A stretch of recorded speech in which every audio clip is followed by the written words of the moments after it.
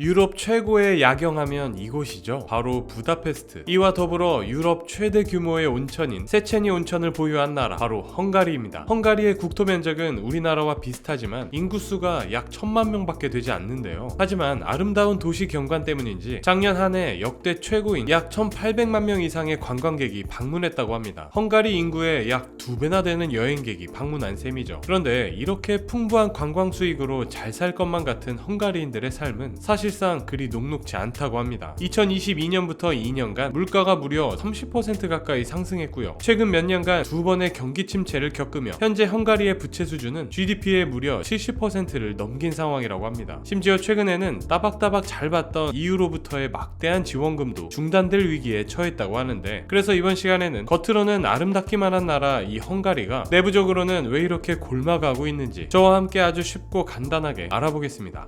헝가리는 동유럽에 위치한 국가 중 하나입니다. 그러다 보니 대부분의 동유럽 국가처럼 세계 2차 대전 이후 소련의 영향을 받을 수밖에 없었는데요. 이로 인해 헝가리는 자연스럽게 소련의 공산주의 통치 아래 놓이게 되었습니다. 그리고 이렇게 헝가리의 모든 권력이 공산당에 집중되면서 경제 또한 국가의 강력한 통제하에 운영되는 중앙계획경제를 따르게 되었죠. 여기서 중앙계획경제란 국가가 경제를 완전히 통제하고 관리하는 체제라고 볼 수 있습니다. 공장, 가게, 농장 등 모든 생산수단이 국가의 소유이고요. 어떤 상품을 생산할지, 그 상품을 얼마나 생산할지, 그리고 어디에 사용할지도 모두 국가가 정했습니다. 심지어 상품의 가격까지도 말이죠. 그러다 보니 사람들은 정부가 정한 목표치만 달성하면 더 이상 물건을 만들 필요도 없었습니다. 또한 질 좋은 상품을 만들어서 다른 상품들과 경쟁할 필요도 없었죠. 어차피 정부에서 만들라고 한 것만 만들면 그만이었으니까요. 결국 헝가리의 제품들은 품질이 좋은 것도 아니고 그렇다고 근로자들의 생산성이 좋은 것도 아닌 상황이 되었습니다. 그리고 이는 곧 소련의 영향을 받지 않는 다른 유럽 국가들과의 경제적 격차가 더 벌어진 결과를 초래하고 말았죠. 아무 경쟁 없이, 발전 없이 시킨 일만 하는 나라와 경쟁에서 이기기 위해 끊임없이 발전하고 개발해온 나라는 그 차이가 분명할 테니까요. 그러나 그나마 다행인 점은 헝가리는 자신들의 낮은 생산성과 비효율적인 면에 대해서 인지하고 있었다는 겁니다. 이에 헝가리 정부는 이 문제를 어떻게든 해결하기 위해 노력했는데요. 그렇게 1968년 헝가리 내에서 가정 경제 개혁이 시행됩니다. 이 개혁은 공산주의 체제는 그대로 유지하면서 시장 경제 요소를 일부 도입한 정책이라고 보시면 되는데요. 중앙정부 통치를 제외하고 국가 경제에는 더 이상 정부가 관여하지 않게 된 겁니다. 이로 인해 이제는 국가가 아닌 기업들이 생산량과 가격을 자체적으로 정할 수 있게 되었고요. 자신의 이익을 위해 작은 가게나 음식점과 같은 소규모 자영업까지도 할 수 있게 되었습니다. 농민들도 더 이상 국가 소유의 농장이 아닌 개인 농장에서 농사를 지을 수 있었죠. 그리고 이렇게 일부 업종에서 상품과 서비스의 가격이 정부가 아닌 경제 구성원들에 의해 결정되자 많은 변화가 일기 시작했습니다. 기업들은 경쟁에서 살아남기 위해 더 질 좋은 제품을 생산해냈고 더 많은 제품을 생산해내기 위해 생산성을 높이는 등 피나는 노력을 기울이게 되었는데요. 그렇게 헝가리의 경제가 점점 발전하기 시작했습니다. 자료를 보시면 아시겠지만 소련의 영향권에 있던 국가 중에서는 1인당 GDP가 비교적 높은 편에 속해 있는 것을 보실 수 있어요. 그만큼 생산성이 무척 높아졌다는 걸 알 수 있죠. 그렇게 시간이 흘러 1980년대 후반 동유럽 전역에서는 소련의 영향력이 점차 약해지며 공산주의 체제가 무너지기 시작했습니다. 물론 헝가리도 마찬가지였는데요. 1990년이 되자 소련이 아예 붕괴해버리면서 자연스럽게 헝가리에 자리 잡고 있던 공산 정권도 함께 무너졌고 헝가리는 이제 시장에 대한 정부 개입이 없는 완전한 시장 경제 체제로 들어서게 됩니다. 그러나 일단 공산 정권이 무너졌다고 하더라도 당시 소련의 영향을 전혀 받지 않고 시장 경제 체제를 유지해왔던 다른 국가들과는 상당한 경제 격차가 있었던 게 사실입니다. 영상의 자료는 헝가리의 1인당 GDP를 1로 가정했을 때 소련의 영향을 받지 않은 국가들의 1인당 GDP를 나타낸 건데요. 1990년에는 가장 많게는 7배, 가장 적게는 2배 이상 차이가 나는 것을 보실 수 있어요. 가정경제 개혁을 통해 동유럽 국가들 중에서는 잘 사는 편에 속했지만 더 넓은 세상으로 나와보니 헝가리는 가난한 수준에 머물러 있었죠. 그러한 상황에서 소련 붕괴와 함께 국가에 큰 변화가 찾아오며 헝가리 경제는 일시적인 둔화를 겪게 됩니다. 이는 대부분의 동유럽 국가에서 공통적으로 나타나는 모습이었는데요. 차트를 보시면 소련 붕괴 이후 일시적으로 1인당 GDP가 감소하는 것을 보실 수 있어요. 아니, 이제서야 겨우 공산 정권이 무너졌는데 경기가 살아나지 못할 망정 둔화된 이유가 뭘까요? 전문가들은 이러한 경제 둔화의 주요 원인으로 물가 상승과 실업률의 증가를 꼽습니다. 국가에 의해 정해진 가격으로 가격으로 팔리던 상품이 경쟁을 통해 고객의 수요에 따라 가격이 형성되자 수요가 높은 식료품이나 연료와 같은 상품 가격이 급등했거든요. 그 결과 1990년대 초반에는 수년간 정말 미친 듯한 물가 상승률을 기록하기도 했습니다. 게다가 실업률도 큰 문제였던 게 기존의 공산정부 시절에는 대부분의 기업이 국가 소유였기 때문에 모든 국민들에게 일자리가 제공될 수 있었어요. 하지만 시장 경제 체제가 시작되고 기업들이 전부 민영화되면서 수익성이 낮은 기업은 폐업하거나 직원을 대규모 감축하는 일까지 발생하게 됩니다. 그러다 보니 역시나 같은 기간에 실업률이 급증할 수밖에 없었죠. 헝가리 국민들 입장에서는 일자리를 잃어 수입은 없어진 마당에 하염없이 물가만 상승하는 상황. 국민들은 경제적으로 어려움에 부닥칠 수밖에 없었습니다. 물론 시간이 지나면서 시장 경제 체제에 적응하며 헝가리의 경제도 다시 안정화되긴 했어요. 하지만 여전히 시장 경제 체제로 앞서간 국가들과 경제 격차를 줄이기에는 역부족이었습니다. 그렇게 자신들만의 힘으로는 경제 격차를 줄이는 것에 한계를 느낀 헝가리는 경제 성장을 위한 치트키를 하나 사용하게 되는데요. 바로 EU 가입입니다. 보통 EU 가입은 유럽 국가들에 있어 경제 성장을 위한 중요한 발판이 되거든요. 그도 그럴만한 게 먼저 EU 회원국들을 대상으로 많은 수출 기회를 얻을 수 있습니다. EU 가입국 간에는 수출입에 부과되는 세금인 관세가 면제되고 까다롭던 통관 절차도 무척 간소화되는 등 무역 장벽이 매우 낮아지기 때문인데요. 게다가 앞서 살펴본 상품의 이동 말고도 노동력의 이동도 매우 편리해집니다. EU 회원국의 국민들끼리는 자유로운 이동이 가능하기 때문에 더 높은 임금을 주는 나라를 찾아 쉽게 국가를 이동할 수가 있어서 국민들의 실업률을 낮추는 데도 큰 역할을 할 수 있었어요. EU 가입으로 인한 혜택은 여기서 끝이 아닙니다. EU 회원국이 되었다는 사실만으로도 국가 발전을 위한 지원금을 제공받을 수 있습니다. 정말 엄청나죠? 그중 구조기금이라고 불리는 지원금이 있는데요. 이 구조기금은 각 국가가 잘 살고 못 살고를 떠나 모든 국가가 받을 수 있는 지원금이라고 합니다. 아무리 잘 사는 국가라고 하더라도 국가 내에는 분명 지역 간 부의 격차가 존재하기 때문에 이를 해소할 수 있도록 지원하는 것이라고 해요. 유럽연합 예산의 무려 3분의 1 이상이 이 지원금에 배정되어 있을 정도죠. 당시 EU는 각 회원국들의 경제가 발전해야 회원국 간의 연대를 더욱 강화하고 모두가 잘 사는 방법이라고 여겼기 때문입니다. 그리고 이러한 구조기금은 특히나 헝가리처럼 경제 발전이 더딘 국가에 더 효과적이었고 중요하게 작용했습니다. 그리고 헝가리는 이 지원금을 아주 잘 활용한 국가이기도 했는데요. 헝가리는 EU로부터 지속적으로 지원금을 받았고 이렇게 받은 구조기금을 바탕으로 도시, 교통, 교육, 환경 등 다양한 인프라 구축에 활용하기 시작했습니다. 그렇게 헝가리는 2004년부터 2006년까지 약 32억 유로, 2007년에서 2013년까지는 무려 약 224억 유로, 2014년에서 2020년까지 약 154억 유로 등 꾸준하게 지원금을 받아왔어요. 특히 2007년에서 2013년에 받은 224억 유로는 EU 내에서도 헝가리가 최대 수혜자라는 이야기가 나올 정도로 어마어마한 금액이었다고 해요. 물론 이 지원금을 통해 이미 많은 발전을 이룬 국가들 수준만큼 갑자기 빠르게 경제가 성장한 건 아니었지만 그 격차를 줄이는데 큰 도움이 되었죠. 그렇게 헝가리는 EU라는 든든한 지원군을 등에 업고 조금씩 경제를 성장시켜 나갈 수 있었습니다. 그런데 최근 헝가리에 청천벽력과 같은 소식이 들려왔습니다. 바로 EU에서 헝가리에 대한 지원금 삭감을 결정한 것이었죠. 아니, 각 회원국의 경제가 발전해야 다 같이 잘 살 수 있다고 하더니 이제 와서 왜 딴소리야? 하신 분들도 계실 것 같은데요. 알고 보니 이러한 결과를 초래하게 된 원인은 모두 다 헝가리 자신에 있었습니다. 사실 이 EU가 주는 지원금에는 지켜야 할 규율들이 있다고 해요. 아무래도 큰 돈을 주는 만큼 아무 조건 없이 무작정 돈을 주는 건 아니었는데요. 먼저 회계연도당 하나 이상의 지원금을 받을 수 없고요. 이미 완료된 프로젝트에 대해서는 지원금을 받을 수 없다는 것이었습니다. 그리고 그 지원금을 통해 수익을 창출할 수도 없다고 해요. 이는 지원금 지급과 직접적으로 연관된 규율들이죠. 그리고 이러한 규율을 어기게 되면 지원금 신청 자체를 못하게 되거나 지급된 지원금의 일부 또는 전액 환수 또는 미래의 추가 지원이 중단된다고 합니다. 조건이 꽤 까다롭죠? 지켜야 할 것은 이뿐만이 아닙니다. EU에는 각 회원국들이 지켜야 할 EU 조약이 존재한다고 해요. EU라는 큰 조직 안에 헌법과 같은 것으로 볼 수 있는데요. 따라서 각 회원국은 이 조약의 내용들을 지켜야 할 의무가 있습니다. 특히 제1항 공통조항의 내용을 보면 EU는 인간의 존엄성, 자유, 민주주의, 평등, 법치주의 및 소수자의 권리를 포함한 인권 존중의 가치에 기반을 두고 있다 라고 명시되어 있습니다. 이 또한 지켜지지 않는다면 법적인 제재나 지원금 삭감 또는 동결과 같은 재정적 제재를 받을 수 있습니다. 그런데 여기서 문제는 알고 보니 헝가리가 EU가 제시한 이러한 규율과 조약을 제대로 지키지 않고 있었던 겁니다. 이에 EU는 즉각적으로 반응했는데 헝가리가 민주주의와 법치주의를 훼손했다는 이유로 약 75억 유로의 규모의 지원금에 제재를 가합니다. 이는 EU 내에서도 이례적인 조치였던 게 법치주의를 위반한 회원국에 예산 지원을 제재한 첫 번째 사례였다고 해요. 헝가리 입장에서는 상당히 불명예스러울 수 있는 조치인데요. 그리고 이러한 제재는 EU의 지원금에 의존하고 있던 헝가리 경제에 매우 치명적일 수밖에 없었습니다. 왜냐하면 이렇게 제재된 금액은 2022년 당시 헝가리 GDP의 무려 5%에 해당하는 엄청난 금액이었거든요. 그리고 이러한 헝가리 지원금 제재의 중심에는 한 남자가 자리 잡고 있었으니 그의 이름은 오르반 빅토르. 그는 2010년부터 지금까지 장기간 헝가리의 총리를 역임하고 있는 인물인데요. 한편으로는 정부 내 부패 행위와 권력 남용 등으로 국제사회에서 비판을 받고 있는 인물이기도 합니다. 그런 상황에서 얼마 전 헝가리가 EU의 눈밖에 나게 되는 사건이 벌어지고 마는데 오르반 총리와 헝가리 기업과의 유착 관계가 있었고 그 가운데 EU에서 받은 지원금을 부적절하게 사용한 정황이 발견된 겁니다. 오르반의 사위가 운영하는 회사가 계약을 체결하기 위해 EU 지원금 약 4천만 유로를 사용했고요. 오르반 총리는 2012년 이후 헌법과 미디어 및 선거법을 개혁하여 법치주의 위반의 주범으로 지목되었죠. 이게 대체 무슨 일인가 싶은데 유럽 사기 방지 기관의 보고서에 따르면 헝가리가 EU에서 받은 지원금을 사용하는데 가장 심각한 부정행위를 저질렀다고 합니다. 오르반 총리가 있는 정당인 피데스당과 그와 우호적 관계의 사업가들이 EU 지원금의 가장 큰 수혜자라는 이야기가 있을 정도니까요. 이러한 이유로 헝가리는 EU로부터 지원금 제재라는 강력한 조치를 받게 된 거죠. 오르반 총리는 이에 따라 현재까지도 EU와 많은 마찰을 빚고 있다고 해요. 그런데 모든 국가 수장의 부패 문제가 그렇듯 이는 단순히 한 인물의 부패 정도로 끝나지 않습니다. EU 지원금의 중단은 안 그래도 경제 상황이 좋지 않은 상태였던 헝가리 경제에 더욱 치명적으로 다가올 수밖에 없었는데요. 헝가리는 지난 3년간 2분기 이상 GDP 성장률이 마이너스를 기록한 경기 침체를 2번이나 겪었고요. 국민들은 유럽에서 가장 큰 실질 임금 하락을 경험하는 등 정말 나날이 힘든 삶을 이어가고 있었습니다. 게다가 이러한 상황에서 물가는 계속해서 상승하며 국민들이 받는 고통을 더 배가시켰죠. 정말 총체적 난국인 상황. 그러나 설상가상으로 2022년에는 헝가리에 총선이 있었는데요. 국민들의 지지가 필요했던 오르반 총리는 국민들의 마음을 얻기 위해 정부 지출을 대폭 늘리기 시작했습니다. 국민들이 받는 연금에 추가 지급금을 보태고 젊은 층의 소득세를 면제하고 가족들에게는 보조금을 지급하기도 했어요. 이렇게 오르반 총리의 국민 마음 얻기에 투입된 비용만 약 20억 달러에 달했다고 하죠. 하지만 이러한 총리 자신을 위한 무차별적인 정부 지출은 결국 더 많은 재정 적자로 돌아오게 되었습니다. 2023년 기준 GDP 대비 공공부채의 비중은 약 73%인데요. 이는 동유럽 평균인 약 32%의 2배가 넘는 수준이라고 해요. 그야말로 빚더미에 앉은 셈. 게다가 상황은 최근 들어 더 악화되고 있는 모습입니다. 헝가리의 이러한 무리한 정부 지출로 인해 또다시 EU와의 갈등이 생겼기 때문이죠. 기껏 정신 차리고 경제를 돌보라고 지원금에 제재를 가했더니 이를 무시하고 오히려 돈을 더 무리하게 사용했으니까요. EU 입장에서는 분노할 수밖에 없겠죠. 이에 EU는 지난번 제재되었던 지원금 중에 무려 약 10억 유로를 영구적으로 받을 수 없도록 만들어버립니다. 헝가리 입장에서는 눈앞에서 10억 유로가 날아가 버린 거죠. 결국 이러한 모든 상황은 오르반 총리의 정치적 입지를 좁히고 있고요. 국민들은 더 어두워져만 가는 미래에 망연자실하고 있습니다.